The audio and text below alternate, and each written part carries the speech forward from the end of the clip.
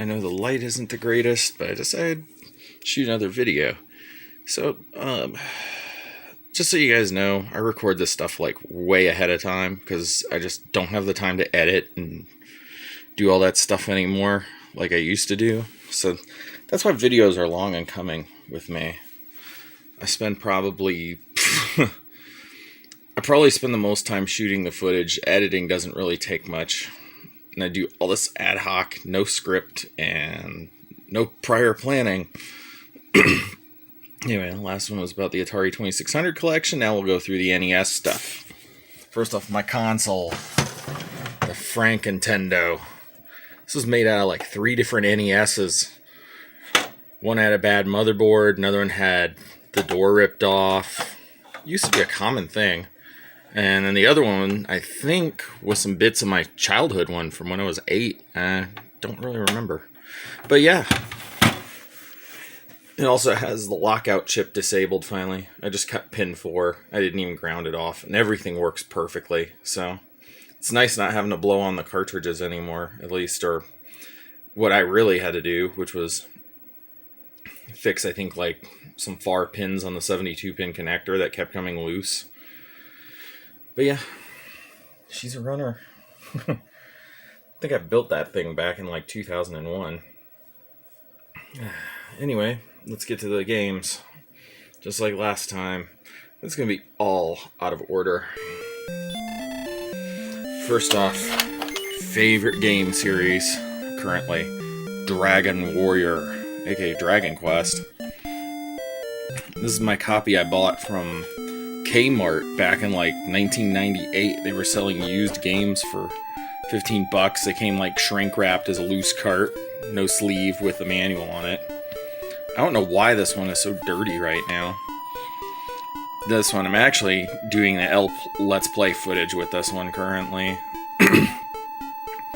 Dragon Warrior, man, one of my favorite series.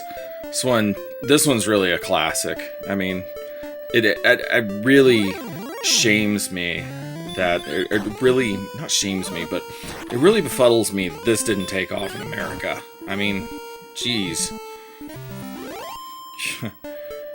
Yuji Horii, Akira Toriyama, Koichi Nakamura, Koichi Sugiyama soundtrack on this. I mean, the Chunsoft Dragon Quest, man, that's just my favorite stuff. Right up there with the Mario games. Got my childhood best friend sold me his Nintendo collection.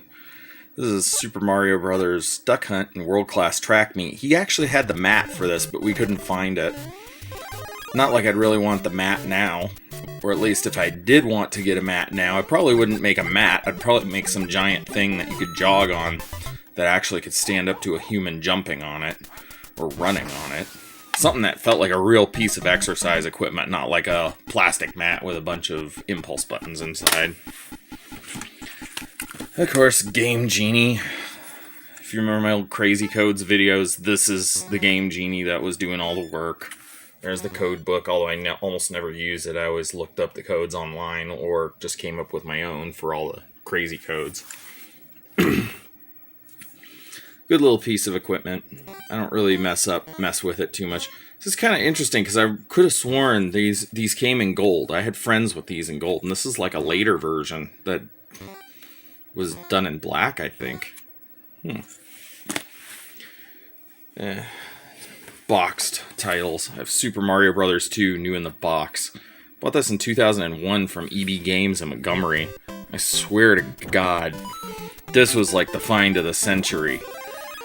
As this was also the one game I remember lusting after and looking at the box the most, because this was the first Mario game I actually ever played. I had a friend named Brian, rich kid.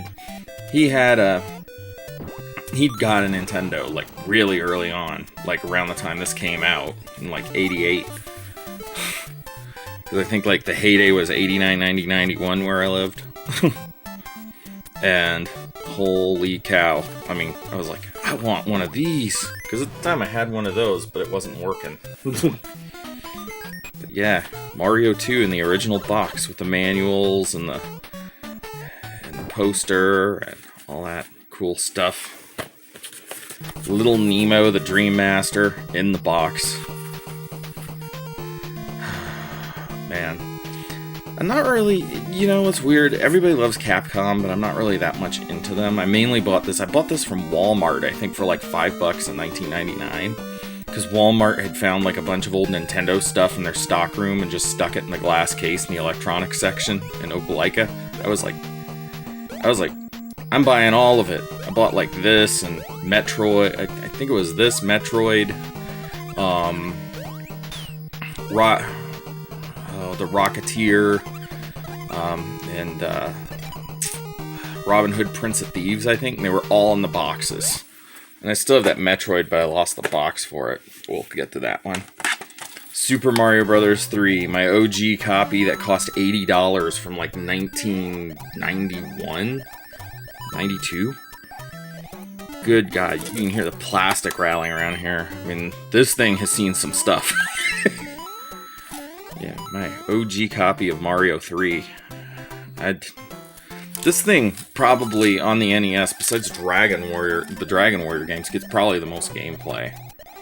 I mean, it's just a classic. This is like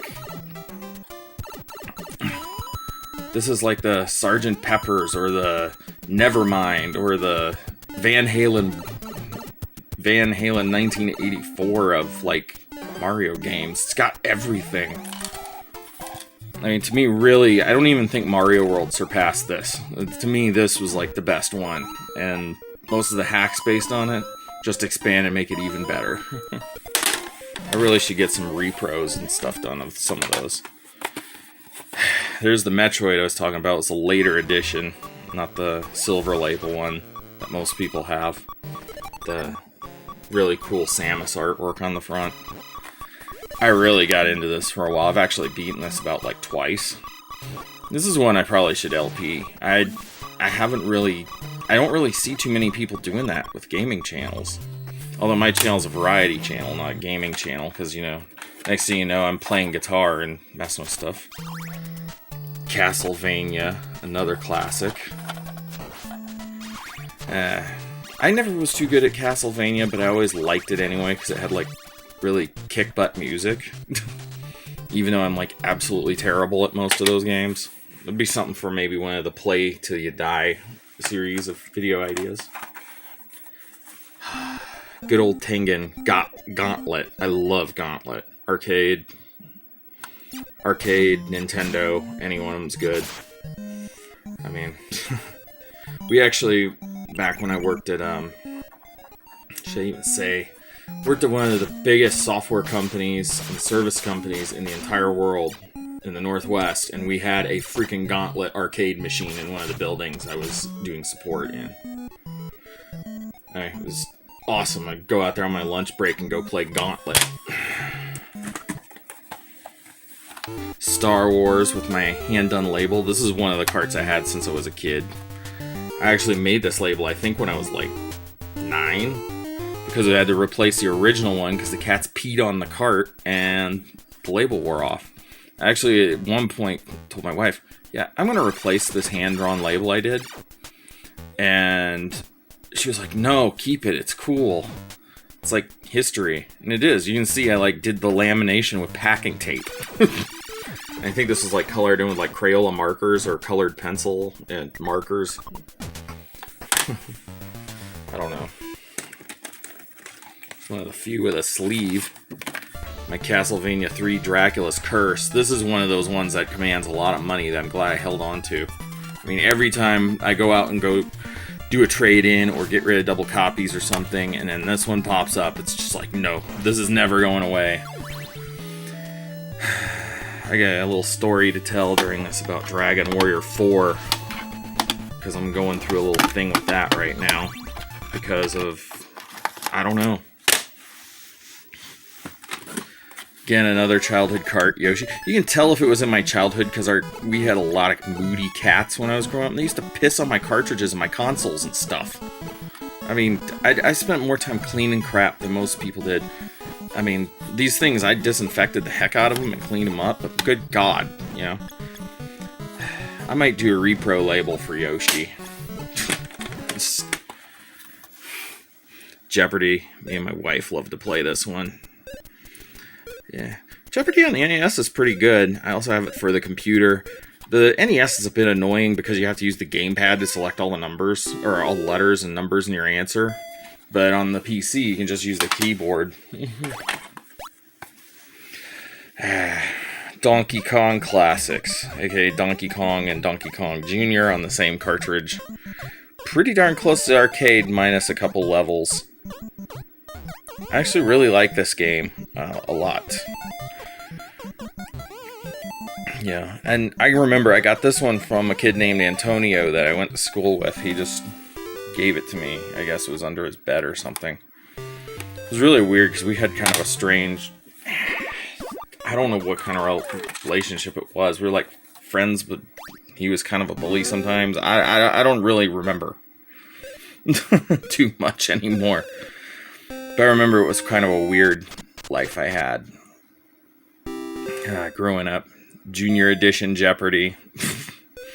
For the days when playing Jeopardy, we end up getting all the bloody answers that are for like people who are our age in like 1987. You know, all that stuff in history class that you're supposed to actually learn. Although we actually then play this and then we're like, good God, this is too easy. One of the prized ones. Dragon Warrior 2. I don't know why people give this game so much crap. I mean, Dragon Warrior 2 is great. Freaking great. It's probably up there as one of my favorites of the Erdrick trilogy. And I love all the Chunsoft Dragon Warriors. I mean, they're just great. This one, I mean, the thing people love to pin on Dragon Warrior 2 is the grinding, because particularly towards the end, there's like this ginormous grinding fest that you have to go through before you get to the final boss. And I'm like, that's half the fun of the Dragon Quest games. It's like having Solitaire and Super Mario Brothers in one cart. If I'm really wanting to actively lose the world for a while, I'll go fulfill one of the quests. I'll go to a tower or a cave, or I'll go, talk to townspeople and fulfill puzzles. And if I want to, put myself to sleep, if I want to relax, I go grind. Because me, grinding in Dragon Quest is kind of like this. In these early games. You get a batch of enemies. Usually the first few times you fight with them, you have to come up with some really fancy strategy, almost like if X happens and then Y happens, you need to do Z, to survive it. But then after a while, it just becomes like a standard old hat thing, so I'll just go sit there and just level up for like an hour or two, just running back and forth, just fighting enemies, grinding and grinding and grinding, and I find it relaxing. It's like the AMSR of video gaming. It just, I don't know, puts me, it's one of those things like a puzzle game. It's just chills me out. Kirby's Adventure, another one of the greats. Yeah, this one's another one of my favorite prized ones I'll never let go of, because it's just, it's a classic. It's a classic that doesn't get enough appreciation, like Dragon Warrior. I mean, sheesh. Excite Bike. If it's got motor vehicles in it, I pretty much love it. Excite Bike's one of my favorites, and actually, I should probably go through the Wii collection one day, maybe after I add a few more things, because I got Excite Truck, and I freaking love Excite Truck, too. Really good at all those.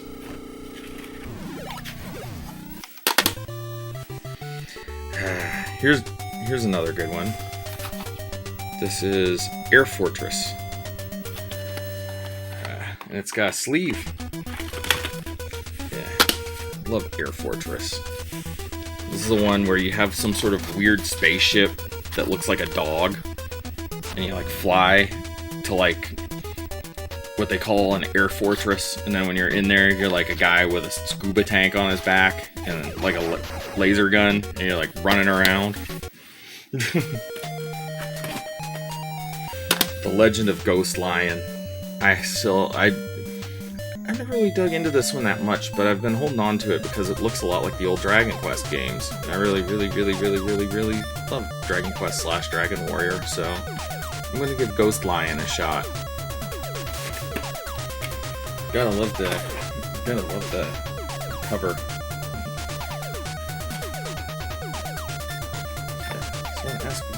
Yeah, gotta love the cover. Yeah, check on the cover, even looks like my wife, kind of. Here we go. The Legend of Zelda. I mean, no collection is complete, even the smallest one, without this. I probably need to replace the battery in this one. Maybe I'll do a tutorial on how to do that and convert these to CR2032 batteries with a holder. Here at the Creeping Network, we don't like to just merely replace stuff. We like to upgrade stuff. Make it future-proof. On NES games, one of the ways to make them future-proof, make the battery removable. Then you can actually replace it when it starts going out. I think this was my buddy's copy that I bought years ago. Arkanoid. I got this because I love Arkanoid. Arkanoid is weird. I hated it when I was a kid, but for some weird reason, since maybe about age 24, 25, I've really begun to really like this. I really like the PC ports, but the NES port's pretty good too. I heard some of these work with like some kind of weird paddle controller you could get with the NES, but this I don't think is one of those. Exodus Ultima. Basically, this is Ultima 3 for the PC for the NES with sort of a JRPG slant added to it. This game is another one that doesn't get a lot of appreciation. It's one of the most complex CRPGs I've ever freaking seen. I mean, I've looked at a lot, especially since I'm a huge JRPG fan at this point, particularly Dragon Quest, but this was programmed... this was by FCI Pony Canyon, and FCI is actually Fuji, I think it's like Fuji Communications Incorporated in Japan.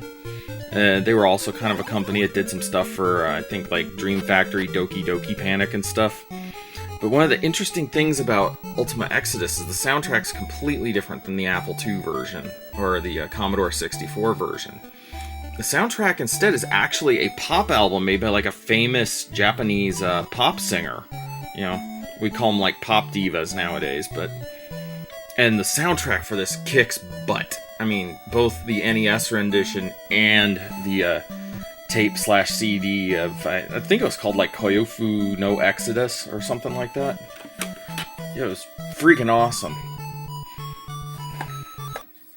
Here's a fan favorite and another favorite of mine. Dragon Warrior 3. I bought this at like the only independent game shop in the entire Opelika Auburn area when I was like 20. And I still haven't played through or beat this one yet because there's just so much to it. I mean, geez, this is like Dragon Warrior 2 mixed with Ultima Exodus, and then you get Dragon Warrior 3. You can create characters just like Ultima. You can change character classes. I think there's a way to do that in Ultima as well. I mean, sheesh. You can build a town, sail the world. I mean, this game is just awesome. It's not yet my favorite. I haven't played it through yet, and I was thinking maybe I'll save beating this for a Let's Play, because it'd be kind of cool, you know? And I enjoy going through the Dragon Quest games every once in a while.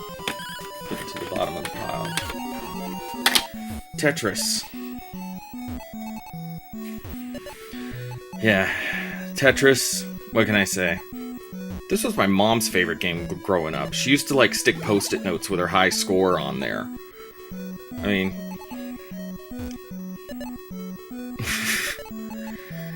yeah, I find it funny, almost everybody back when I was growing up used to call it, when you got a high enough score, you got this screen where they launched like a rocket ship from one of the famous castles in Russia. And everybody called it the freaking Taj Mahal. It's like, isn't the Taj Mahal in India? I'm like, this is a Russian game. Come on, Alexei Pajitnov created it.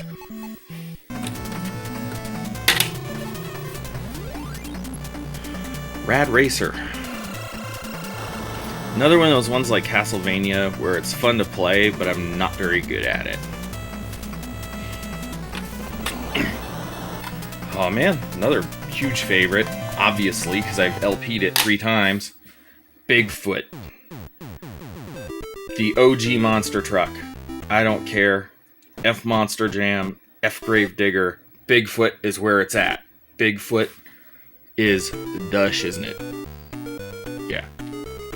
This is the inventor of monster trucks.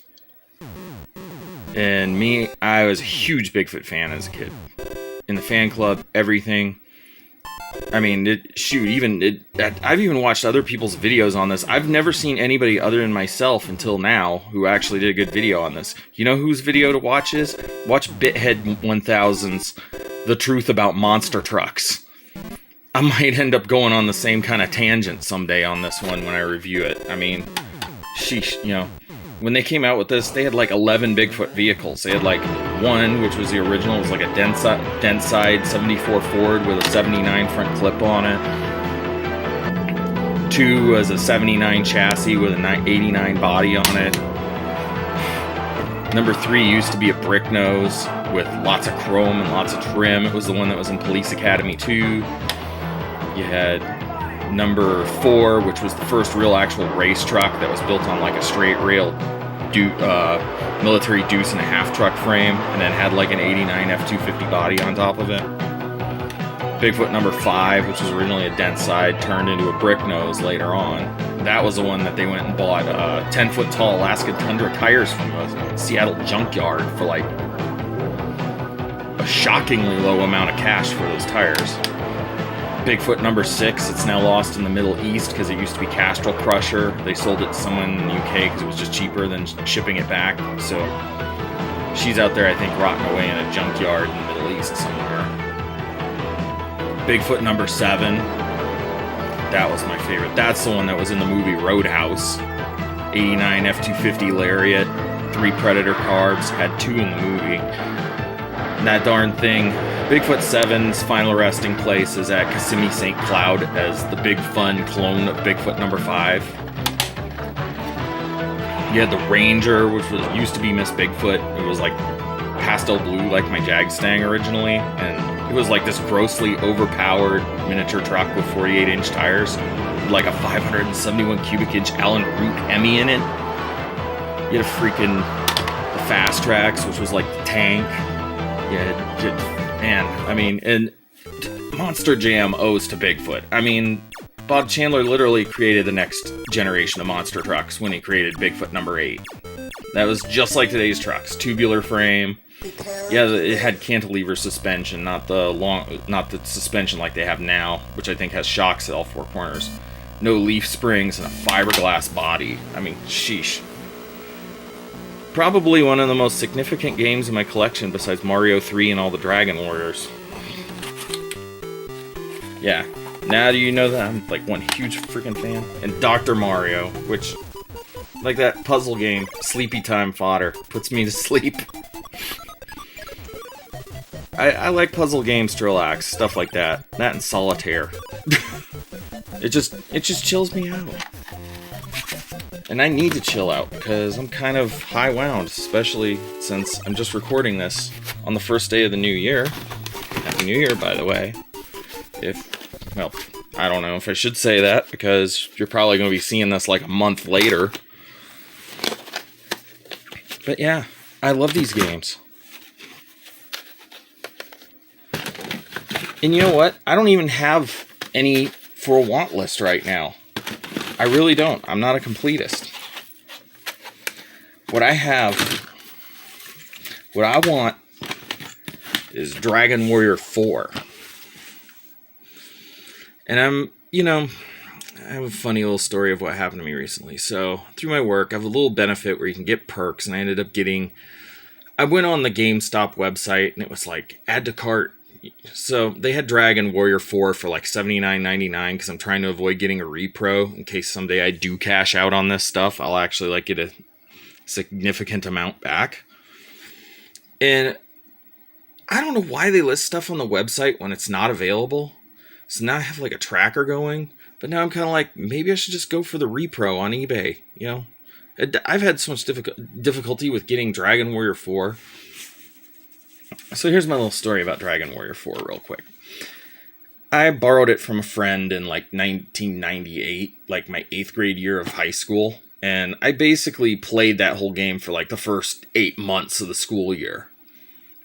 In between practicing guitar, in between homework, I would play Dragon Warrior 4. Just hours and hours of it.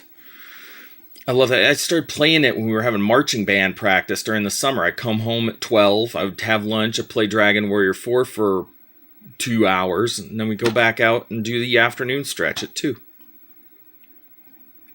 I loved it. Dragon Warrior 4. But it's like the most elusive game because he's never made it in the US and they didn't sell too many copies. And I'm even kicking myself right now because I almost had a chance to get that brand new when I was a little kid. Because my mom was showing me this. We had this liquidation store nearby called Toy Liquidators. Pulled it off the rack. I wasn't into RPGs at the time and I passed it up. If I could go back in time and, if I could go back in time and talk to my past self and get him to buy that copy of Dragon Warrior 4 for $11, I would do it in a heartbeat. And a lot of these I actually bought from the friend who had Dragon Warrior 4, hoping that I had the cartridge. Well, the cartridge wasn't in the pile. That game has tried to elude me for 20-something years now. I swear to God. And I get on eBay, it's like $106, $95. Best deal I saw was GameStop, $79.99. I'm on a wait list for it at like my local shop. They haven't even gotten a copy of it yet. So, I don't know. Maybe you can leave it in the comments. Should I get the reproduction? Because they're making Chinese reproductions now of it. Or should I go ahead and get the real OG original and, pay out the nose for it? Freaking wallet buster cry. Controllers, NES Advantage, of course. Gotta have it. This was what I used with Dragon Warrior 4. Back then. Because I could just lay there like half asleep and just, fight my battles one-handed. I have 2 game pads. Everything's a mess because I've been playing this stuff both on my own and with the wife. I got 2 game pads. You never need more than 2 unless you have the 4 score. And I just don't need the 4 score. I don't have any games that use it. You can see I mark them 1 and 2 because I've been playing games with people and, in the past, we'll be playing 2-player and they can't figure out which controller is 1 and which one's 2. So I always plug 1 into port 1 and 2 into port 2. And that just makes it really easy. It's like a primitive form of the little dots on the Wiimote. And I just picked this up because I got a CRT television, the Zapper. A fun little anecdote on the Zapper you guys might want to listen to real quick. So this is the original version of the Zapper, the one that was gray and had an orange trigger on it. So apparently, the orange ones came later, and the reason why they changed them to orange was because someone tried to rob a 7-Eleven with a Nintendo Zapper. Yeah, they tried to rob a 7-Eleven with a Zapper. This is a testament to American stupidity that it even still existed back then. I mean, this thing looks like a freaking sci-fi movie gun. I twisted it out of the guy's hand and just knocked him out. I mean, seriously. I don't know. Almost everyone I knew had the orange one. The only person I knew who had the gray one was a rather well-heeled, now family member who got his Nintendo, I think, in 86 or 87 before the whole 7-Eleven incident or whatever it was. Yeah, so that's why they had to change the Zapper to orange, was because people apparently were trying to rob stores with Zappers. Does this look like a Glock to you? Does this look like a Springfield XD? Or a Taurus PT 1911? Does this look like a Sig Sauer or a Kimber? Or a freaking Luger. I mean, come on. It's a freaking plastic toy gun. There are cap guns that are more threatening looking than this thing. But that's the collection. I mean, that's what I do. Yeah, interesting thing. How I record my Nintendo, I actually have it going through RF to the TV. And it actually has the Atari passing through it, so I can leave the Atari on all the time as a screensaver. And so then when I turn off the Nintendo, I don't get that horrible shh with the snow on the screen. And at the same time, I have composite running out to my digital recording rig.